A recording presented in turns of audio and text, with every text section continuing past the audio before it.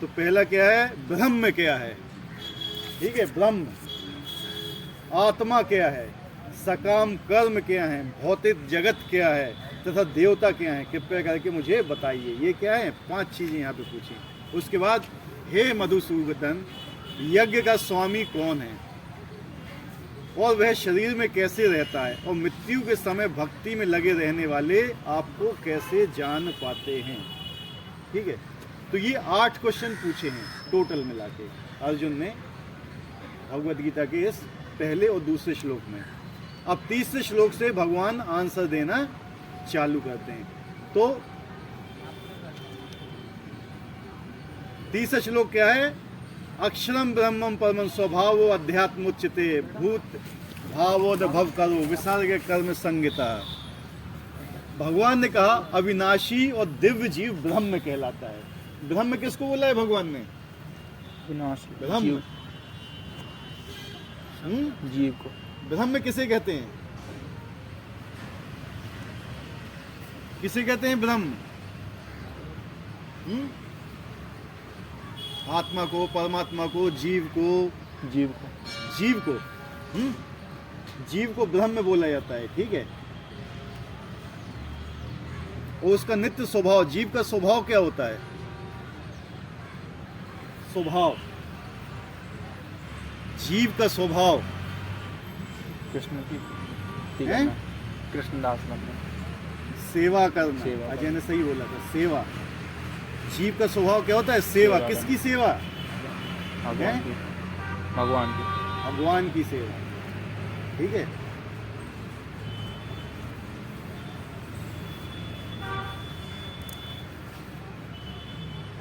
तो सकाम कर्म, कर्म क्या कहलाते हैं, सकाम कर्म, कोई भी कर्म होता है, कर्म किसे कहा जाता है,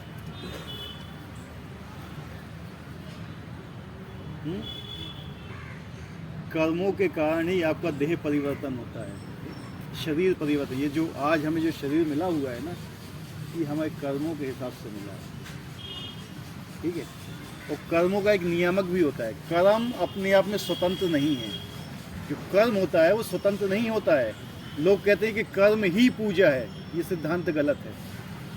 और पता नहीं ये कहाँ से पढ़ लिया कि कर्म ही पूजा है। वास्तव में कर्म पूजा नहीं है, कर्म को भगवान की सेवा में लगाना पूजा है।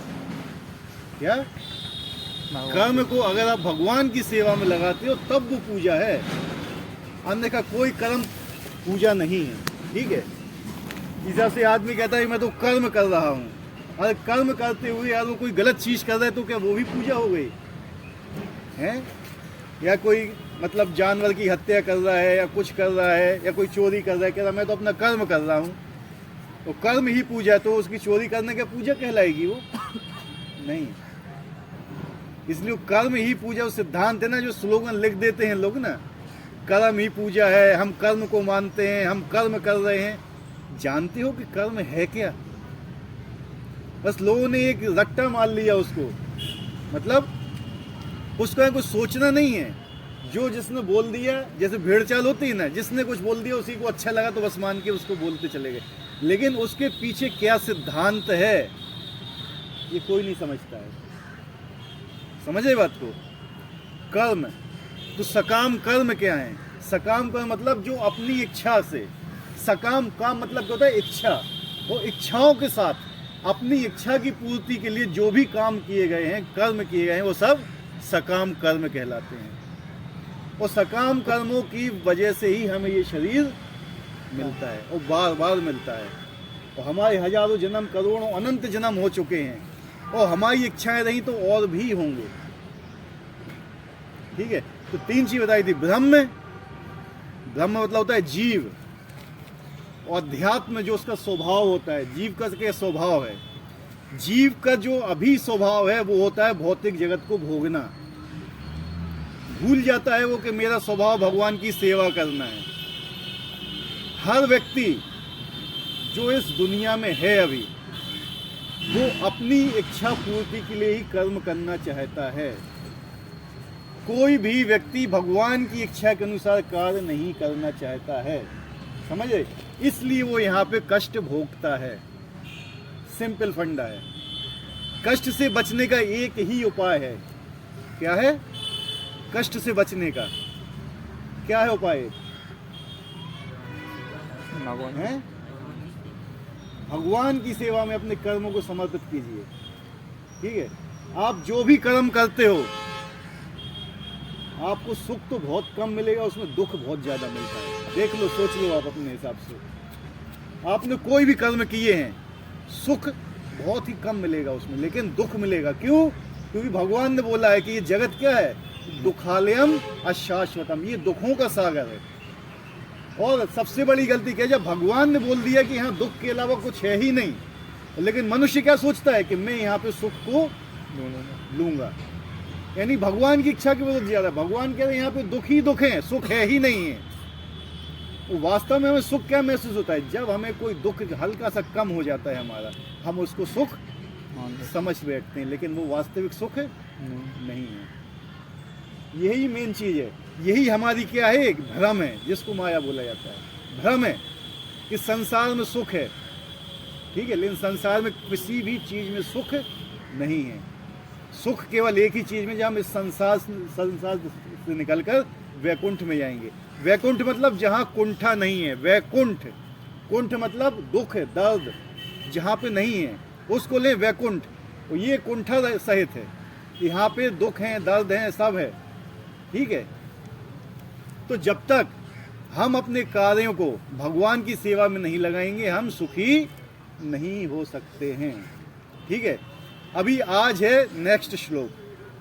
अधिभूतं क्षरो भावा पुरुषस्याधिदैवतम् अधियज्ञो हमें वात्रा देहे देहे भितम वरः। हे देहधारियों में श्रेष्ठ, भगवान किसे बोल रहे हैं? देहधारियों में श्रेष्ठ। अर्जुन क्यों बोल रहे हैं? क्यों बोला जा रहा है? हमारा क्वेश्चन जाए उन लोगों से जो यहाँ रेगुलर 2-3 साल से आ रहे हैं। ठीक है, क्योंकि जो लोग नए आ रहे हैं उनके पास बाउंसर जा रही होगी सीधी। ठीक है, तो आप लोग सुनिए केवल हैं।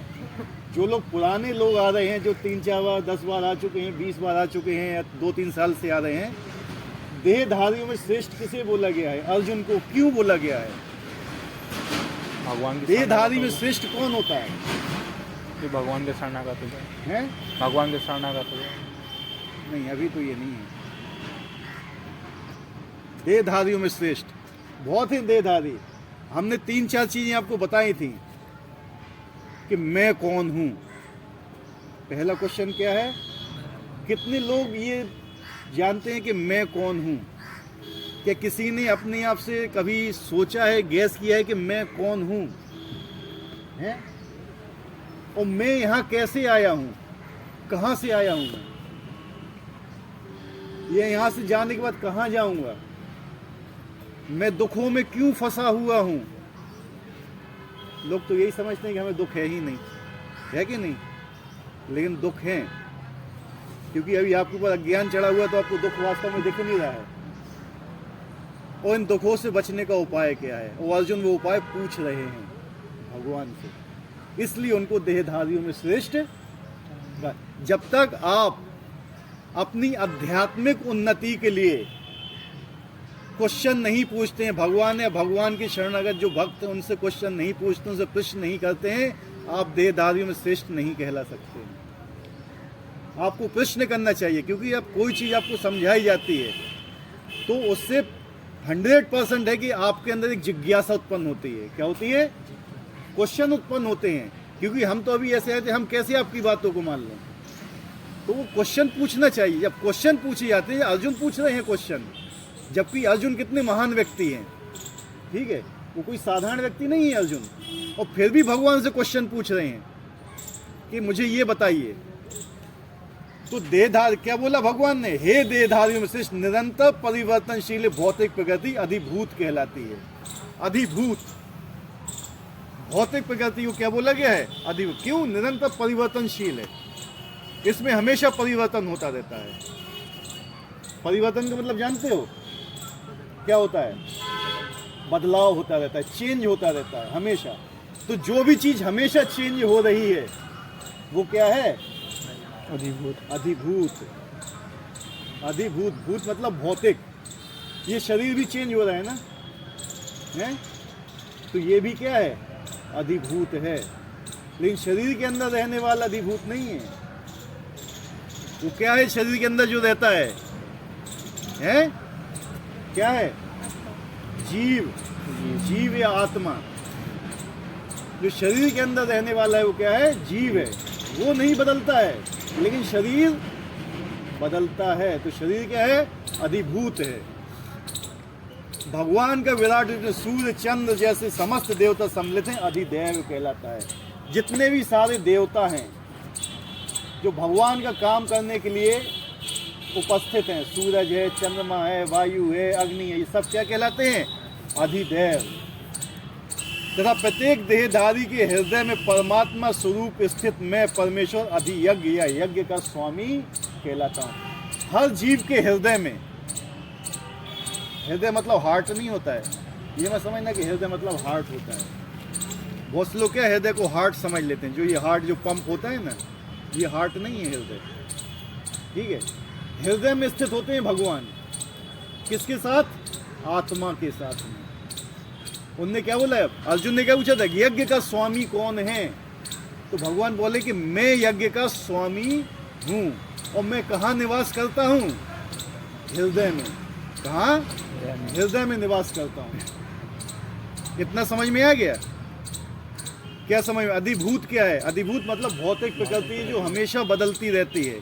अधिदैव देवता लोग हैं, जितने भी देवता हैं वो सब क्या हैं? अधिदैव हैं। वो अधियज्ञ जो यज्ञ का स्वामी है। यज्ञ का स्वामी कौन है? भगवान। भगवान ने क्या बोला था 5वें अध्याय के 29वें श्लोक में? भोक्ताराम यज्ञ तत्साम सर्वलोक महेश्वरम। सारे लोकों का और सारे यज्ञों का ईश्वर मैं हूँ। यज्ञ मतलब क्या होता है? भगवान को पसंद करने के लिए किया कोई भी कार्य है। कोई भी कार्य, ऐसा कार्य जो भी हम भगवान को प्रसन्न करने के लिए करते हैं वो यज्ञ कहलाता है। अभी ये देखिए कि आप लोग कितने काम भगवान को प्रसन्न करने के लिए करते हैं। हम लोग सब लोग कितने भी काम है जो हम लोग कर रहे हैं, क्या वास्तव में वो भगवान को प्रसन्न करने के लिए हैं? अगर वो भगवान को प्रसन्न करने के लिए नहीं है तो यज्ञ नहीं है। वो केवल हम अपनी इच्छाओं की पूर्ति के लिए कर रहे हैं। तो उसके लिए यार हम अपनी इच्छाओं की पूर्ति के लिए कर रहे हैं तो हम कर्मों में फंस रहे हैं। जब हम कर्मों में फंसेंगे तो हमें अगला शरीर मिलेगा। हमारी मुक्ति संभव नहीं है। तो मुक्ति से, अपनी मुक्ति से मतलब कर्मों से बचने का केवल एक ही उपाय है कि जितने भी आप कर्म करते हो सब भगवान की प्रसन्नता के लिए करो। वो यज्ञ कहलाते। क्योंकि यज्ञ का स्वामी कौन है? भगवान। आप स्वामी नहीं हो। हम स्वामी बन नहीं सकते हैं, ना हम हैं, लेकिन हम बनने का प्रयास कर रहे हैं। इसलिए हम दुख भोगते हैं, क्योंकि हम क्या हैं? स्वामी बनने का प्रयास कर रहे हैं, हम भगवान बनने का प्रयास कर रहे हैं। हर आदमी के अंदर यही इच्छा होती है कि मैं ईश्वर बनूं, मैं बड़ा बनूं, मैं श्रेष्ठ बनूं। ठीक है? ये चीज़ क्या है? यही हमें फंसाने के लिए है मेनली। और इसीलिए हम यहाँ पे फंसे हुए हैं इस भौतिक जगत में। केवल इसलिए फंसे हुए हैं क्योंकि हम स्वामी बनना चाहते हैं। और स्वामी इस जगत में कोई भी नहीं है। क्यों? क्योंकि सब लोग फंसे हुए हैं प्रकृति के 3 गुणों में। ठीक है? जन्म होता है, मृत्यु होती है, बुढ़ापा आता है, बीमारी भी आती है, और सब लोगों को इसका कष्ट भोगना पड़ता है। क्या कोई इससे बच सकता है? और फिर भी स्वामी बनने का प्रयास करते हैं, अपने आप को स्वामी समझते हैं। ठीक है? सेवक है यार, सेवक अपने आप को स्वामी बनाना चाहे तो उसको कष्ट भोगेगा वो, लेकिन स्वामी कभी बन नहीं पाए क्योंकि स्वामी हो ही नहीं। तो हम स्वामी बनने का प्रयास कर रहे हैं, मालिक बनने का प्रयास कर रहे हैं। ठीक है? ये भौतिक प्रकृति निरंतर परिवर्तित होती रहती है। सामान्यतः भौतिक शरीरों की 6 अवस्थाओं से निकलना पड़ता है। जितने भी मनुष्य शरीर है, कोई भी जिसके अंदर जीव होता है, जिसके अंदर आत्मा होती है, उसके अंदर 6 परिवर्तन होते हैं। जिस व्यक्ति के अंदर या जिस भी चीज के अंदर जीव होता है उसमें 6 परिवर्तन होते हैं। 6 परिवर्तन क्या है? उत्पन्न होते हैं। क्या होते हैं? उत्पन्न होते हैं। दूसरा, बढ़ते हैं। तीसरा कुछ काल तक रहते हैं, चौथा गौण पदार्थ उत्पन्न करते हैं, पांचवा क्षीण होते हैं और छठवां अंत में विलुप्त हो जाते हैं। यही हमारे साथ होता है। हमारा जन्म नहीं होता है, हमारे शरीर का जन्म होता है। क्या होता है? हमारी मृत्यु नहीं होती है, हमारे शरीर की मृत्यु होती है। हमें कष्ट क्यों होता है? क्योंकि हम अपने आप को शरीर समझते हैं।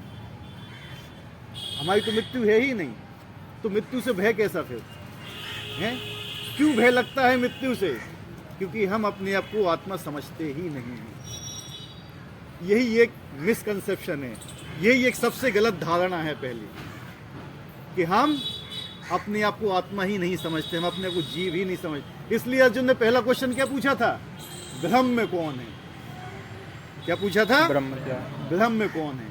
इसलिए भगवान ये बता रहे, भगवान ने जब अर्जुन भगवान की शरण में जब गया, भगवत गीता के दूसरे अध्याय के 7वें श्लोक में, तो भगवान ने सबसे पहले उसको किस चीज का ज्ञान दिया?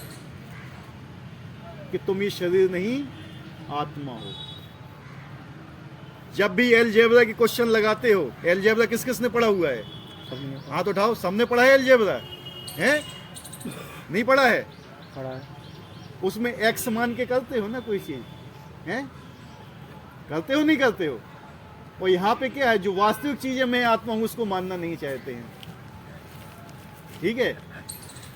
होता है कि नहीं होता? यही लोग आजकल के बोलते हैं कि हम क्यों माने हम आत्मा हैं, क्योंकि भगवत गीता में लिखा है कि तुम मानो आत्मा हो तुम, बल्कि है जो हकी उसको नहीं माना जाए। लेकिन वहां जब अंग उसमें जाएगा एलजेब्रा में, तो मानेगा एक्स बराबर ये। मतलब क्या है? भगवान से यानी भगवत गीता से नफरत है उसको, वो भगवत गीता की बात को मानना ही नहीं चाहता है।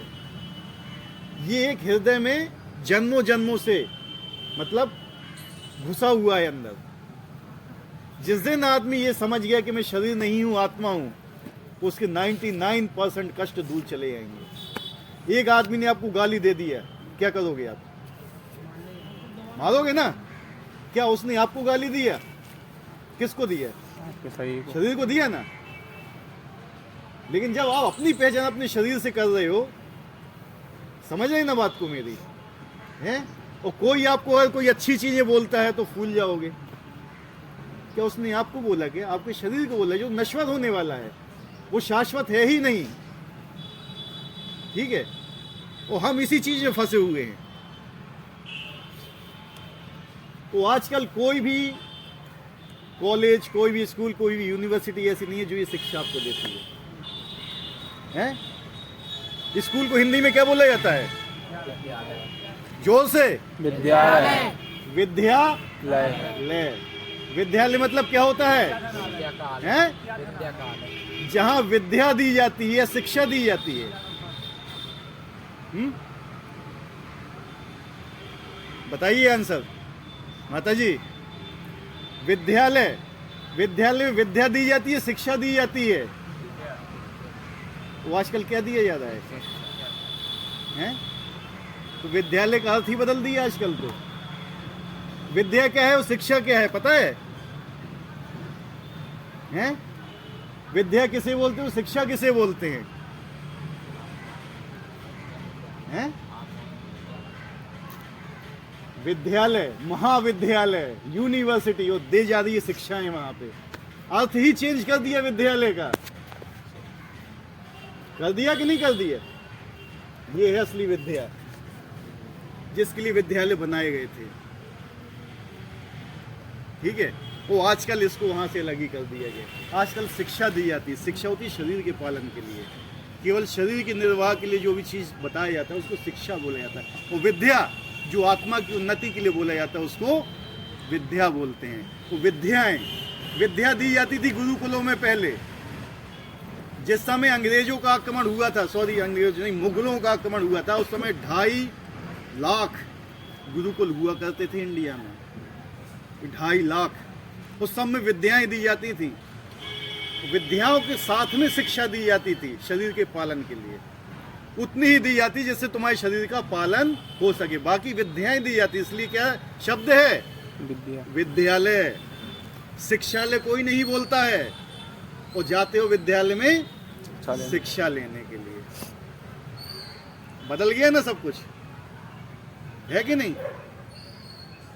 तो समझो कि वास्तव में विद्यालय क्या है। जो यहाँ पे बैठा हुआ है ये वास्तविक विद्यालय है, क्योंकि यहाँ पे आपको विद्या दी जा रही है, राज विद्या, गुहम विद्या, ईश्वर की विद्या, जीव की विद्या, ये असली विद्या। इस विद्या से आदमी कभी असफल नहीं हो सकता है, और ये विद्या जिंदगी के साथ भी काम में आती है और जिंदगी के बाद भी काम में आती है। क्या?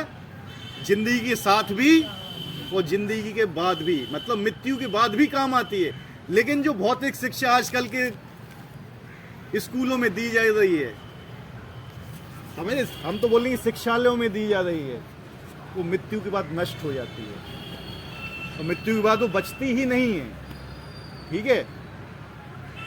कभी अपने स्कूल में जाके पूछना आप लोग कि विद्यालय क्यों बोला जाता है, शिक्षालय क्यों नहीं बोला जाता है, आपकी बोलती बंद कर दी जाएगी वहाँ पे, नहीं मानेगा कोई। क्यों?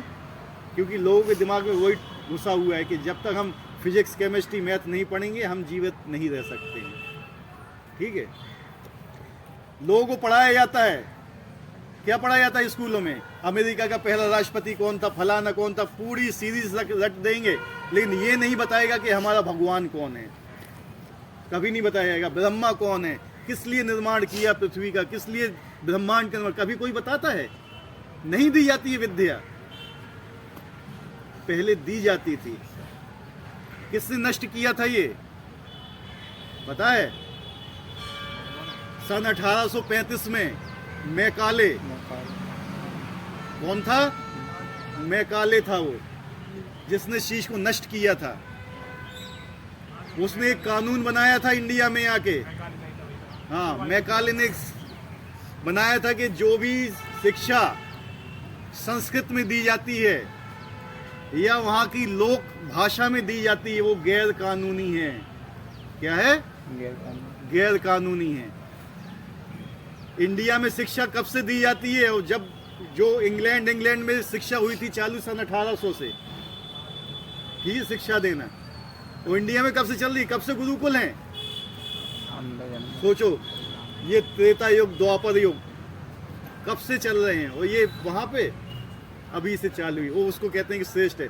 सबसे गंदी भाषा है कौन सी? इंग्लिश, अंग्रेजी। लेकिन प्रभुपाद जी ने उसका भी उद्धार कर दिया। ठीक है? तो क्या बोला जा रहा है? भौतिक प्रकृति क्या होती है? अधिभूत। ये किसी निश्चित समय में उत्पन्न की जाती है और किसी निश्चित समय में विनष्ट कर दी जाती है। ये जो भी भौतिक प्रकृति है जन्म लेती है और नष्ट होती है। परमेश्वर के विराट स्वरूप की धारणा, इसमें सारे देवता तथा उनके लोग सम्मिलित हैं, अधिदैवत कहलाती है। महाभारत किसने देखी है? हैं?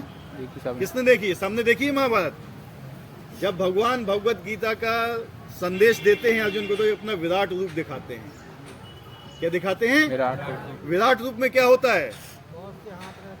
सारे देवी देवता उसी में उपस्थित रहते हैं, सारे लोग उपस्थित रहते हैं, भूत, वर्तमान, भविष्य सब उत्पन्न होता है। ठीक है? जब भगवान ने अर्जुन से कहा था देखो मुझे, तो अर्जुन ने क्या कहा था? भगवान मैं तो नहीं देख पा रहा हूं आपको। तो अर्जुन ने क्या बोला था कि भगवान मैं आपको इन आंखों से नहीं देख सकता हूं, मुझे आपको देखने के लिए दिव्य आंखें प्रदान कीजिए। तो भगवान ने अर्जुन को क्या दिया था? दिव्य आंखें प्रदान की थी, दिव्य चक्षु प्रदान किए थे। फिर अर्जुन ने भगवान का विराट स्वरूप देखा था। वो विराट स्वरूप क्या है? देव, अधिदेव। उसमें सारे देवी देवता उपस्थित हैं। ठीक है? आजकल के जो तथाकथित लोग हैं ना, वो कहते हैं मैं भगवान हूं। क्या है? मैं भगवान हूं। मतलब उनने कहा था कि जो अर्जुन थे वो कृष्ण के क्या थे? मित्र थे, सखा थे। उनने कहा था कि मैं भगवान हूं, उसने मान लिया। तो मैं भी तुमसे कह रहा हूं मैं भगवान हूं, मानो मुझे। तो लेकिन अर्जुन ने क्या बोला था कि मैं आपको नहीं देख पा रहा हूं, मुझे क्या करिए?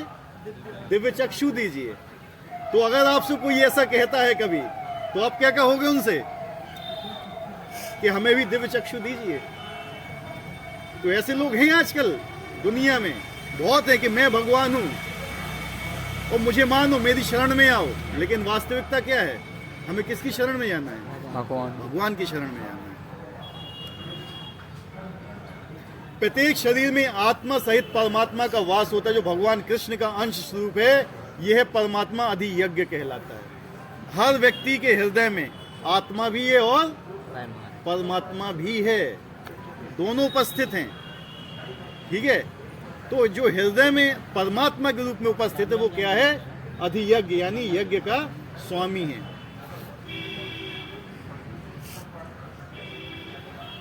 और हृदय में स्थिर होता है। इस श्लोक के प्रसंग में एव शब्द अत्यंत महत्वपूर्ण है, क्योंकि इसके द्वारा भगवान बल देते हैं कि परमात्मा उनसे भिन्न नहीं है।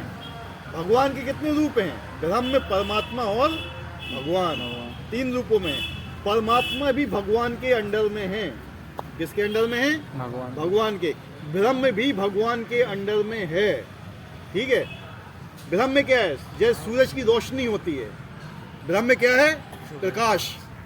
ठीक है, प्रकाश की तरह। आज सूरज नहीं हुआ तो प्रकाश कहाँ से आएगा?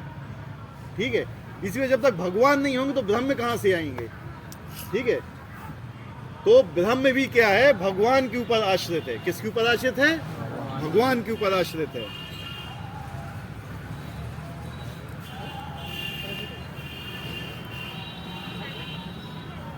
ये परमात्मा प्रत्येक आत्मा के पास आसीन है। परमात्मा के कार्यकलापों का साक्षीदार आत्मा की विभिन्न चेतनाओं का उद्गम है। जो भगवान परमात्मा के रूप में हमारे स्थित में रहते हैं वो कुछ भी नहीं करते हैं, वो केवल क्या करते हैं? हमें देखते हैं। क्या करते हैं? देखते हैं। केवल हमें देखते हैं कि ये व्यक्ति क्या कर रहा है।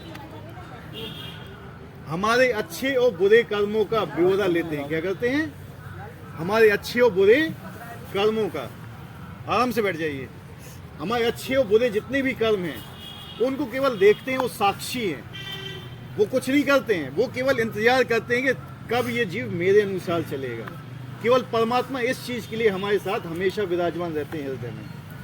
ठीक है, लेकिन जो भगवान होते हैं, भगवान हृदय में इतनी आसानी से नहीं विराजते हैं। भगवान को विराजने के लिए उनके नाम की जरूरत होती है। किसकी जरूरत होती है? नाम। इसलिए हम लोग हरे कृष्ण महामंत्र करते हैं। भगवान नहीं आते इतनी आसानी से। ब्रह्म के रूप में सब जगह उपस्थित है, परमात्मा के रूप में सबके हृदय में उपस्थित हैं, और भगवान के रूप में अपने लोक में उपस्थित हैं। और हमें किसकी पूजा करना है? भगवान की। किसकी? भगवान की। परमेश्वर के विविध स्वरूपों के सारे काल उस कृष्ण भान व्यक्ति भक्त को स्वतः स्पष्ट हो जाता है, जो भगवान की दिव्य सेवा में लगा रहता है। जो व्यक्ति भगवान की सेवा में लगा रहता है उसी को ही भगवान के कार्य समझ में आ पाते। हर व्यक्ति भगवान की वाणी को नहीं समझ सकता है। जब तक आप हरे कृष्ण महामंत्र का कीर्तन नहीं करोगे, हरे कृष्ण महामंत्र का जप नहीं करोगे, भगवान की कथाएं नहीं सुनोगे, आप भगवद गीता को नहीं समझ पाओगे, कभी भी नहीं समझ पाओगे। इसलिए जब भी आप लोग में से कोई पहली क्लास भगवद गीता की यहाँ पे आया होगा, हैं, उसको सारी बातें कैसी लग रही होंगी? हैं? बाउंसर सीधी, मतलब पहली बॉल में आउट। लेकिन जब वो धीरे धीरे आता रहता है ना, तो जो लोग रेगुलर आ रहे हैं उनको सब चीज़ समझ में आती है। क्यों? क्योंकि उससे उनका हृदय शुद्ध होता है। जब तक हृदय गंदा है हमारा, तब तक हमें ये चीज़ें समझ में नहीं आएंगी। सीधा सिंपल फंडा है भगवद गीता का। अगर भगवद गीता आपके समझ में आ रही है तो आपका हृदय शुद्ध है। अगर भगवद गीता आपकी समझ में नहीं आ रही है तो आपके हृदय में भी कलमश भरे हुए हैं। ये तो भगवद गीता एक बार अर्जुन को 45 मिनट में बोल दी गई पूरी भगवद गीता, वो अर्जुन समझ गए। क्यों? क्योंकि उसका हृदय शुद्ध था। लेकिन हजारों जन्म हो जाते हैं भगवद गीता पढ़ते हुए, लोग समझ नहीं पाते हैं। लेकिन वही भगवद गीता सही गुरु की शरण में आ गए, तुरंत समझ जाओगे कि भगवद गीता में भगवान का आशय क्या है, भगवान क्या चाहते हैं हमसे। ठीक है, वास्तव में भगवान हमसे बहुत प्रेम करते हैं, बहुत ज़्यादा, और लेकिन हम भगवान से 1% भी प्रेम नहीं करते हैं। 1% भी नहीं।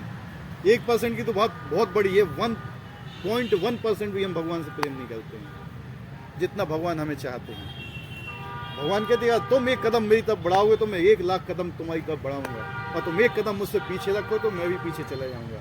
तो मेन चीज़ किसके ऊपर है? हमारे ऊपर है कि हम भगवान के समीप कितना आना चाहते हैं। और आप भगवान से दूर जाना चाहते हो तो भगवान ऐसी व्यवस्था कर देंगे, भगवान से दूर जाओगे। और भगवान के समीप आना चाहते हो, भगवान ऐसे लोगों को आपके पास भेज देंगे कि वो आपको भगवान के समीप ले जाएंगे।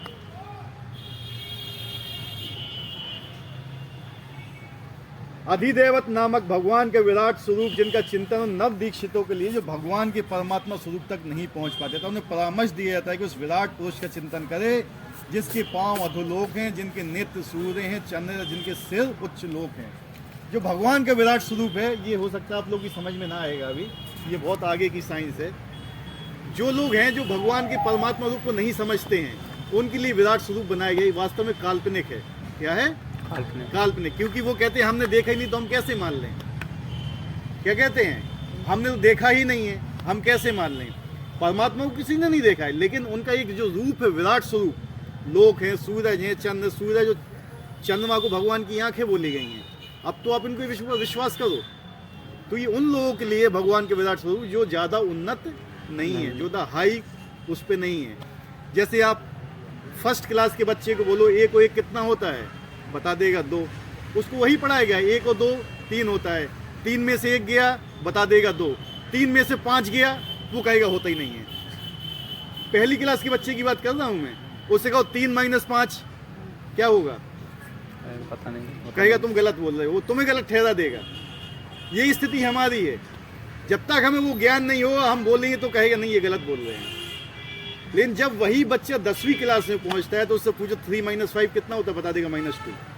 इसी प्रकार जब हमारी चेतना उस स्तर पर पहुंचेगी ना, तो हम भी ये समझ जाएंगे। मेन स्थिति ये हृदय के शुद्ध होने की, चेतना शुद्ध होने की। जैसे ही चेतना शुद्ध होती जाएगी, वैसे ही हमें ये आध्यात्मिक चीज़ें समझ में आने लगेंगी। यही भगवत गीता है।